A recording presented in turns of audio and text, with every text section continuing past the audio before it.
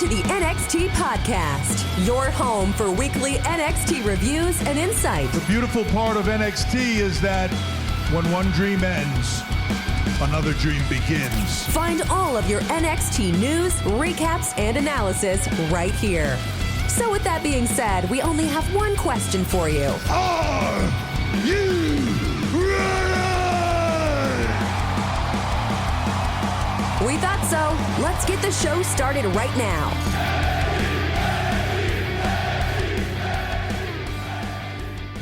Oh man, ladies and gentlemen. Welcome back to the NXT Podcast. As always, I am your host. My name is Zachary Smith. Excited to be here once again to talk about what is not what you would call a particularly interesting show. Certainly, I wouldn't do that. I wouldn't call it that. But a show, nonetheless, and I'm excited to talk to you about it here today. Before we get started, you can always find me on Twitter. I'm at ZachNXT. That's at ZACHNXT. Because I live this stuff, talking wrestling and other fun stuff over there. Now, before we get started, we usually talk about the news and the notes, stuff that's going on in wrestling. I just am looking at some headlines. The New York Post and Bleacher Report have the same version of Corey Graves is cleared for WWE in-ring return after missing 7 years with injury. I mean, at this point, if Daniel Bryan and Edge can come back from their injuries, it was really just a matter of time and want for Corey Graves to come back. Now, he's never been on, to my memory, the main roster as a wrestler. I don't know if he was a great wrestler or not. He's going to be a good talker. Might be interesting. I know that he has a tendency to say stupid stuff and then act like it's kind of his plan all along and he's trolling the trolls or whatever his thing is. So, I mean, you could certainly use that as a character trait if you wanted to. I mean, good for him. You could always tell there was some unresolved stuff with that. He became a very good announcer who was made worse over time by WWE. But you could tell that he wanted to, or he still had some unresolved feelings about his career ending short. And I'm always happy when men or women can step back in there and hopefully do it safely. Cage Side Seat says a hurricane prevented Thunder Rosa from signing with WWE. The tagline says, not Shane Helms, an actual hurricane. That's a good one. I'm not even going to look at the story. Good for her. Made the right choice. If the Tony Storm thing can happen to Tony Storm, then it can happen to anybody. It's Becky Lynch and Charlotte still, despite the fact that multiple women have been brought up. So that's good. I'm glad she's in AEW. She's a bigger star than she would have been.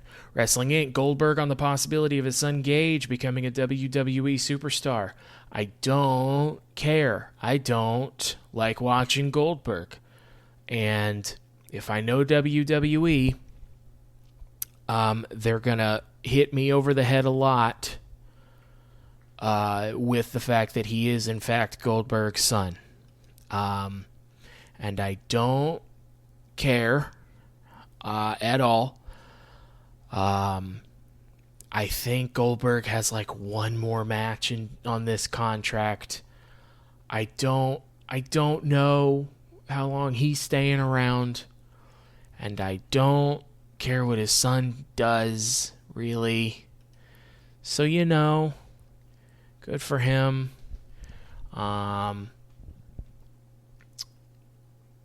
There's a lawsuit between MLW and WWE. Basically, MLW saying like that they actively work to try and monopolize the wrestling business. I think my understanding was that there was a potential deal for MLW getting on Peacock, and WWE fought against that and actively worked against them and signed talent away and urge them to come over quickly, maybe some not honoring your contract stuff. That's been happening since Hulk Hogan, so I don't know why that would be surprising.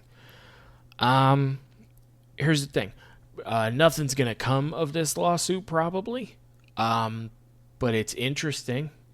This stuff WWE's been doing for a long time. It's why they became the biggest wrestling company in the world. Not because they were putting on the best wrestling in the world, because they had the best production and they cut the knees out from their competition. And make no mistake, a lot of those territory owners would have done the exact same thing. They just didn't have the vision for it. But let's not pretend this is like a new thing. And they very rarely get anything more than a slap on the wrist. So can't wait to see the character that's supposed to be MLW show up on WWE. It's going to be fun. Wrestling News is going to tell me about Ric Flair giving the real reason why he dropped the WWE title to Bret Hart on a house show. WCW lying to him about going to North Korea. I am all good on reading Ric Flair stuff, dude. Don't need it. Certainly don't want it. Here's the thing that happens a lot of times is somebody will get in trouble for something, and then they kind of lay low for a while, and then people kind of tend to forget about the terrible things. So Ric Flair has his Woo Nation thing with Mark Madden, that podcast that they do. That's still very highly rated, because why wouldn't it be, really, when you think about it?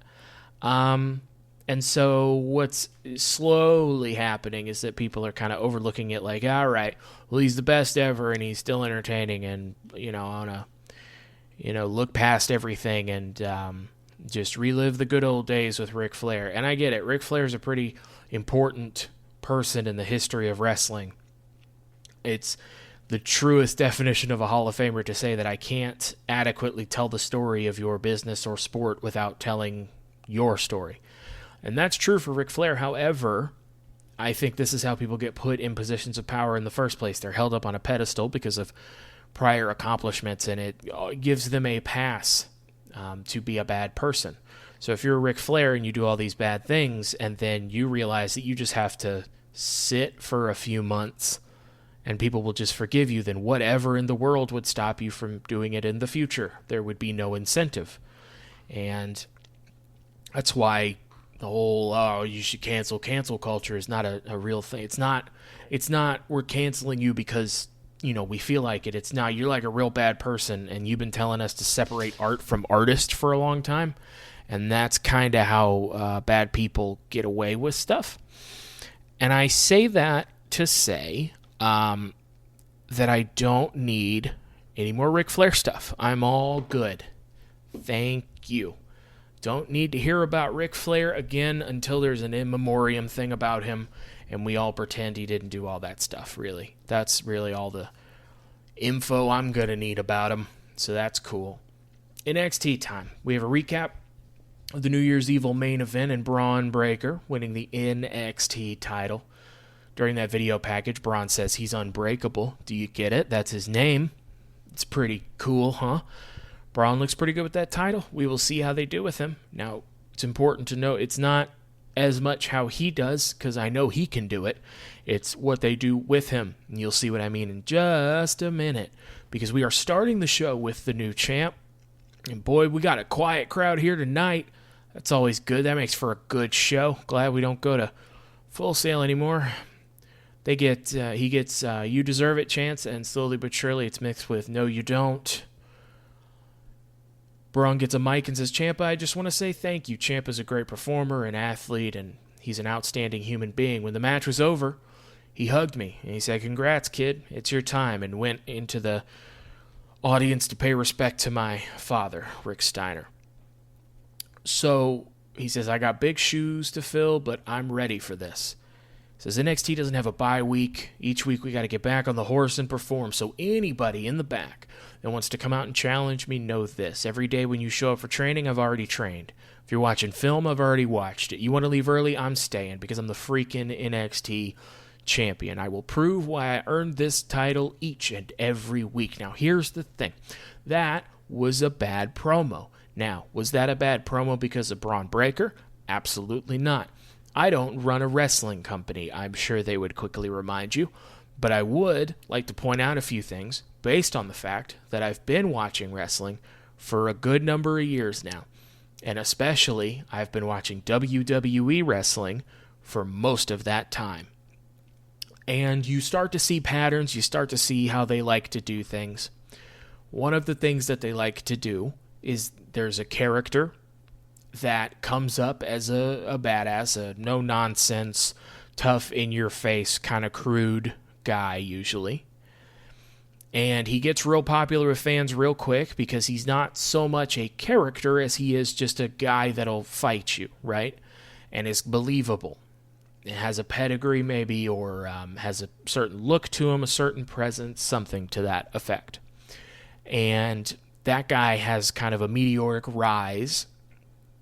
And then what they like to do is sometimes they will put the title on that person. And then once that person is the champion, they turn them into a WWE champion. Now, a WWE champion has to be able to cut long promos to open the show, and they got to make it really clear that they're a good guy, if they are a good guy, or they got to make it really clear that they're a bad guy, if they're a bad guy.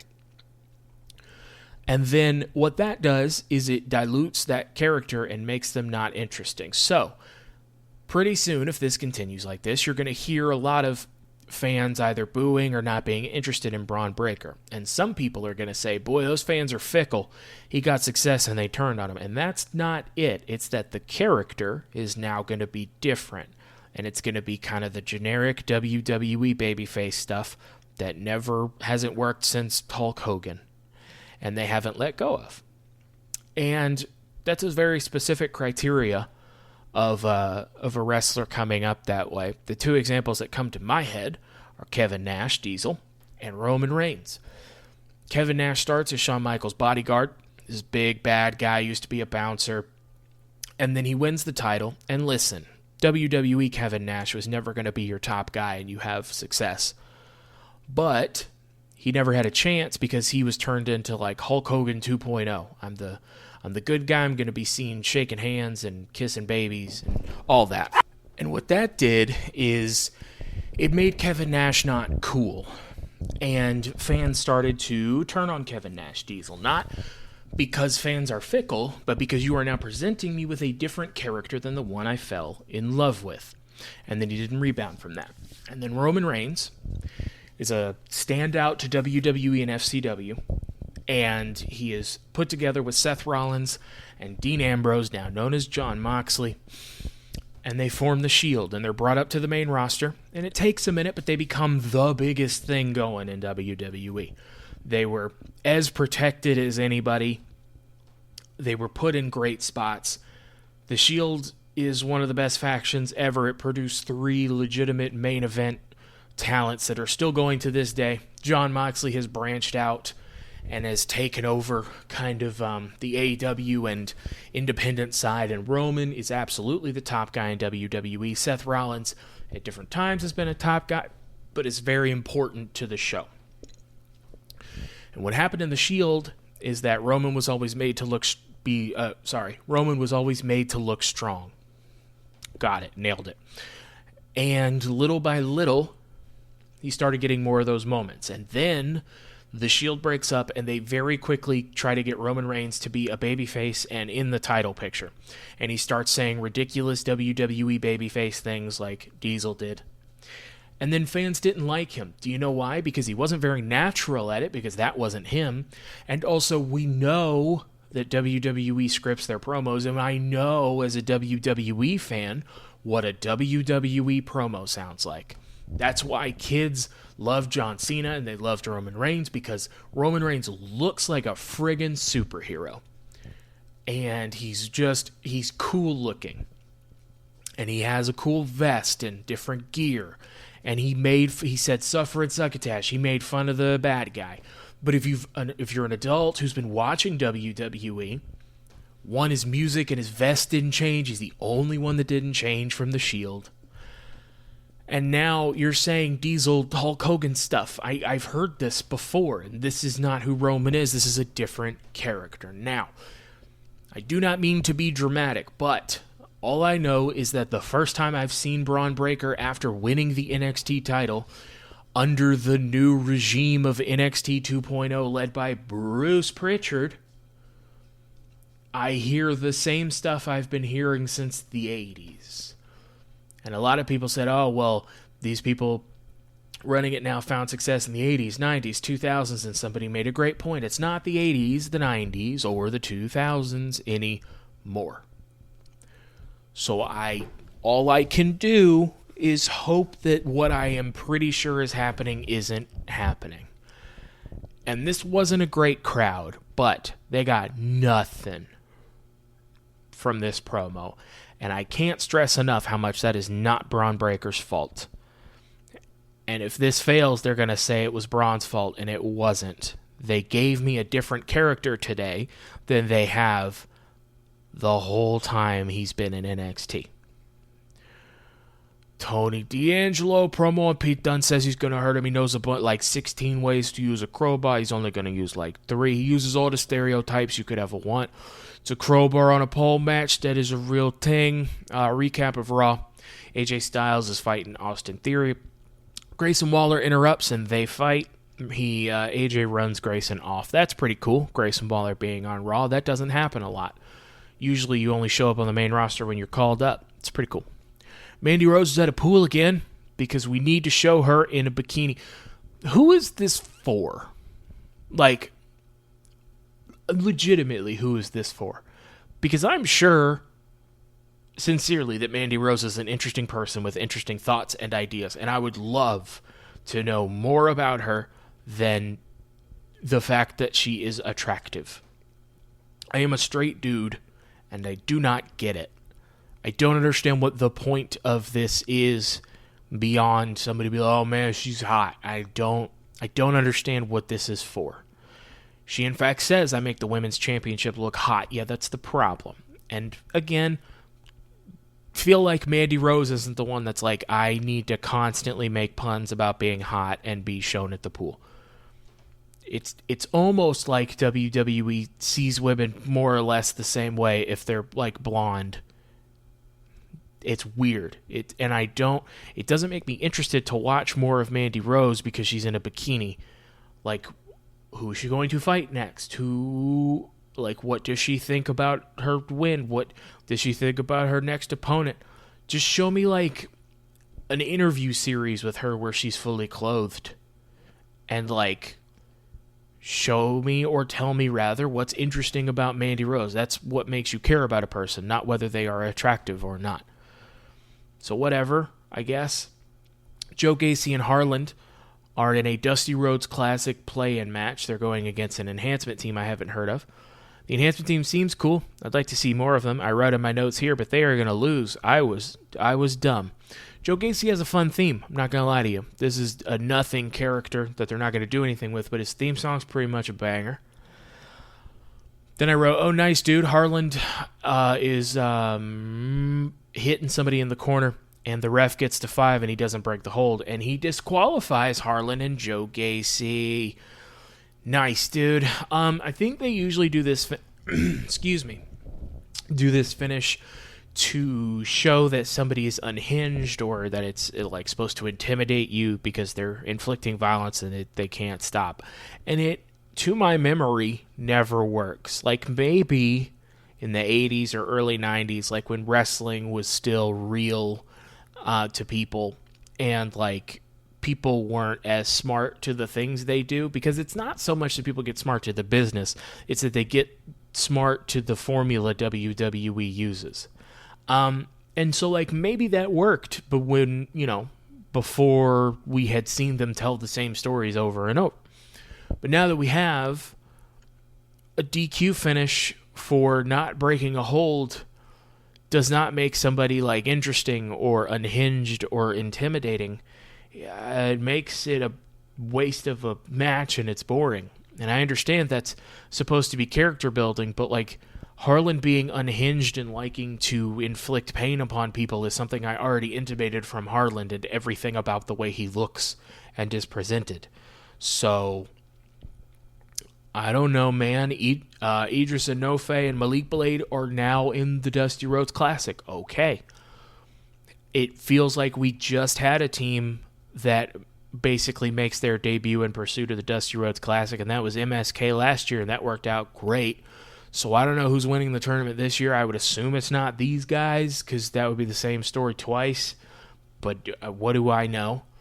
And Joe Gacy's just smiling because he's cool with it, I guess. And Harlan seems mad, but that's also the face he makes a lot, so I can't tell. And I'm not interested to find out more because I don't trust them to write this character. I know I say this every time Joe Gacy shows up, but Joe Gacy could have been a really, really, really cool character if you had made him the cool character that you sometimes stumble upon when you are, writing for him. Then he could have been one of the most popular acts in NXT 2.0 right now, which I would assume would be the point, but you decided to, on the libs with it a little bit and use a bunch of safe space language that you think is very funny, that I particularly don't, and make a nothing character to make yourself giggle. I'm sure that's why. So that's fine, but I'm not going to care about this character, and that's a shame because I think Joe Gacy's very talented and he's doing a very good job with what's written here. It's just that what's written here is bad. So whatever, they're out of the tournament, and I'm sure it doesn't matter. So there we go. Time for the crowbar on a pole match, dog. It's hanging in the air in one corner. There's a big pole, obviously, in the corner. Crowbar hanging from it. If you get the crowbar, you can use it. Now, that essentially means it's a no disqualification match. So really, you should just go use whatever weapon you want and not worry about the crowbar. But the crowbar's a super weapon since it's hanging, so we won't worry about it. Pete Dunne is here. I would say he looks mad, but that's kind of just his face. Tony D'Angelo throws Pete Dunne kind of spine first into a chair in the corner, and then throws him into the other corner, and he hits his head on the pole. And as he's getting up, Tony D'Angelo hits Pete Dunne with the crowbar and gets the 3 count. This was fine. Wasn't as good as previous altercations I've seen. It's almost like crowbar on a pole match doesn't make for an interesting blow-off. I would love to see these dudes wrestle other people now. That'd be good. We go from that to, what do you know, another Mandy Rose photo shoot, this time at the building. She also throws to Toxic Attraction, Gigi Dolan, and JC Jane in video package form. I believe it's Gigi that says the thirst for Toxic Attraction is at an all-time high. That is what they said, dude. They say they break hearts in and out of the ring. If you don't believe us, just ask the women's roster or all the guys we've ghosted. So I'm going to ask again who this is for. Because Mandy Rose, Gigi Dolan, and JC Jane, are they attractive? Sure. Also, what does that have to do with anything? So first, I don't care that they are a group of women and oh my God, they're so hot. That doesn't do anything for me. I'm a full adult man. I don't. That does nothing for me, right? And then, because you are spending so much time, Toxic Attraction and Mandy Rose had 2 segments on this show, and they use that to tell you how hot they are. Not the characters, I mean the production team. And the problem there is that you could have used one or both of these segments to build them up as characters, because I know nothing about Mandy Rose, Gigi Dolan, or JC Jane as people. I know they are good wrestlers, I've seen them in matches, and I know that they are attractive and are very into reminding you of it, because they do. But what you end up with is a shallow experience, because if you are with somebody or interested in somebody just because they are attractive, that eventually fades. And it's not a hook. It's not an interesting character trait. I don't know what they think about anything. I don't know how they feel about anything. I don't know what their goals are beyond, oh man, we're champions and nobody's going to stop us. And because of that, I get less and less interested in this group that I am very interested in, because they're very good and I think that they could be really good. But the only thing that NXT can do is remind me that they are attractive and have Mandy do photo shoots and them say that people are thirsting over them. And that doesn't make me interested in them. And I want to be interested in them. but they're women, so we can't just, like, give them characters. They gotta have, like, their boobs out, or they gotta talk about how attractive they are. And again, this is not a thing against Mandy or Gigi or JC. I know that this is not, like, probably their preferred way of being presented every single time. But if you're a decision maker in NXT, you should resign and also, like, make me care about them, I guess would be my thing. But what do I know? Anyway, Kaylee Ray shows up at the photo shoot once it's over. She has her bat. Producer or cameraman or whatever says they just left. She hits the lights that were around the photo shoot, which Mandy no doubt does not care about and does not own. I imagine they belong to the camera people that I'm sure are now very upset. She also hits the camera before it switches to another camera. So she breaks that camera that I'm also certain does not belong to Mandy. So that showed them, dude. Trick Williams and Carmelo Hayes are here. I do not see the Cruiserweight title. They take a moment of silence for Roddy's Cruiserweight title reign. And Carmelo calls himself the Unified North American Champ. Boy, we got rid of that Cruiserweight title quick, huh? This crowd does not care about this at all. There, in fact, was no point to this. It was written poorly. Trick Williams and Carmelo Hayes are very charismatic dudes. But when old white dudes write comedy for young black dudes, this is kind of what happens. And for WWE, this was actually pretty tame. Nothing embarrassing was said, so I'm proud of them, I guess. So, no, sorry. Carmelo says rest in peace to my ops. So, there. Okay, so stuff like that happens. This did nothing for anybody. This wasn't a good crowd tonight, but even if it had been, they would have died a death here, and that has nothing to do with Trick or Carmelo. It's almost like there's a new team making decisions and they're bad at it or something. I don't know. So whatever, fine. The celebration that Trick and Carmelo were having is interrupted by AJ Styles' music. Carmelo and Trick talk smack to AJ, but he walks past them to get into the ring. That's real A-champ stuff there, just getting played. Cool, and it doesn't come back anywhere. So, Grayson Waller, AJ Styles. Fun match. Weirdly, AJ Styles just wins. Not sure why. The announcers are already saying immediately after the 3 count, telling me to not take anything away from Waller, because I know WWE and I am supposed to be impressed that NXT Grayson Waller was able to hang with main roster AJ Styles. And that's cool. It was a fun match. Don't get me wrong, it was fun to see AJ. But Grayson lost. And I know he's a bad guy, and they think you could just beat a bad guy. They'll get their heat back. Grayson probably will. But it sure does seem like Grayson Waller would have gotten a lot more out of winning this match by cheating than AJ Styles did by winning clean in the middle of the ring. Seems like you don't have a lot of crossover between the people that watch Raw and the people that watch NXT, and I understand you were trying to get them over there to watch it with Grayson showing up on Raw, but I don't think that's as strong of a hook as you think it is, so I bet a bunch of the people that watch Raw weren't watching NXT, and therefore either would never see that AJ lost to Grayson, or would see him lose to Grayson and go, oh, AJ got cheated. Just seems like a thing we could have done. What do I know? I don't run a wrestling company. AJ gets on the mic. He says, hey, Waller, you're good, but you're not phenomenal. Get it? Because he's phenomenal. Got it. He says, your night isn't over yet. I want to introduce you to one of my friends, and it's LA Knight making his return. He was attacked by Grayson Waller a few weeks ago now, and this is the first time we've seen him. Why are LA Knight and AJ Styles friends? When did those dudes become friends? I know he just said that to introduce him, but I would like to know how AJ Styles and LA Knight became friends. That seems fun.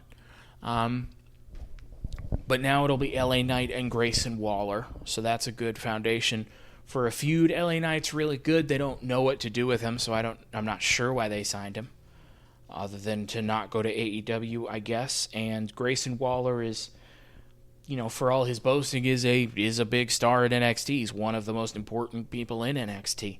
He's made himself that way. And that should be a fun feud. And, thank you to AJ Styles. It was really cool to see him in an NXT ring, something I thought I would never see. I wish it were an NXT ring and not an NXT 2.0 ring, but I'll take what I can get. Again, I'm not sure why he won. I'm not sure that the benefits to AJ would have outweighed the benefits to Grayson if he had won, but whatever, dude. And that's NXT. We didn't really do anything. We didn't really set up anything. We're not really moving towards anything. Kind of a New Year's Evil hangover show. But, you know, that's fine. One more time. Hit me up on Twitter at ZachNXT, at ZACHNXT. Am I tripping, or was this kind of a whack episode?